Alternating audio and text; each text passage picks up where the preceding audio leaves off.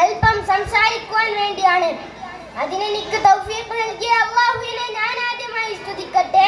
അൽഹംദുലില്ലാഹി അലാ കുല്ലി ഹാൽ.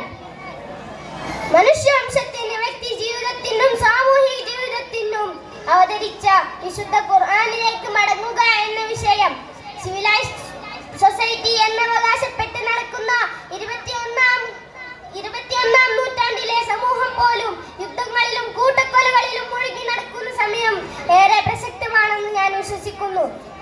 നമുക്കറിയാം, ഗർഭപാത്രത്തിലെ ശിശുവിന്റെ വളർച്ചയെ പറ്റി പഠിക്കുന്ന എംബ്രിയോളജി മുതൽ പ്രപഞ്ചത്തെ പറ്റി പഠിക്കുന്ന ബിഗ് ബാങ് തിയറി വരെ ശാസ്ത്രതത്വങ്ങളാൽ ആധുനിക ശാസ്ത്രജ്ഞരെ ഞെട്ടിച്ച വിശുദ്ധ ഗ്രന്ഥമാണ് പരിശുദ്ധ ഖുർആൻ.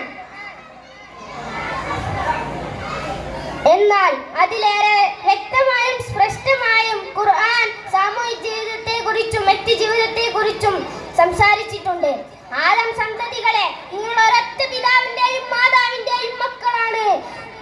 നിങ്ങൾക്ക് മനോവിശുദ്ധിയാണ് മറ്റെല്ലാത്തിനേക്കാൾ സ്ഥാനം നൽകുന്നത് എന്നീ ആയത്തുകൾ ഉൾക്കൊണ്ട് ജീവിച്ചാലേ നാം പരിഷ്കൃതരും ഉന്നതസ്ഥാനീയരുമാവുകയുള്ളൂ. അതിനായിരിക്കണം ഇനിയുള്ള നമ്മുടെ ജീവിതം. യൂറോപ്യനായ മൈക്കിൾ എച്ച് ഹാർട്ടിന്റെ ലോകം കണ്ട മികച്ച 100 വ്യക്തിത്വങ്ങൾ എന്ന പുസ്തകത്തിലെ 1ാം സ്ഥാനം കൽപ്പിച്ച മുഹമ്മദ് മുസ്തഫ സല്ലല്ലാഹു അലൈഹി വസല്ലമ എങ്ങനെ ഏറ്റവും നല്ല മനസ്സിനുടമയായി എന്ന ചോദ്യത്തിനുത്തരം ആയിഷ ബീവി റളിയല്ലാഹു അൻഹ പണ്ടേ നൽകിയിട്ടുണ്ട്. അവിടുത്തെ സ്വഭാവം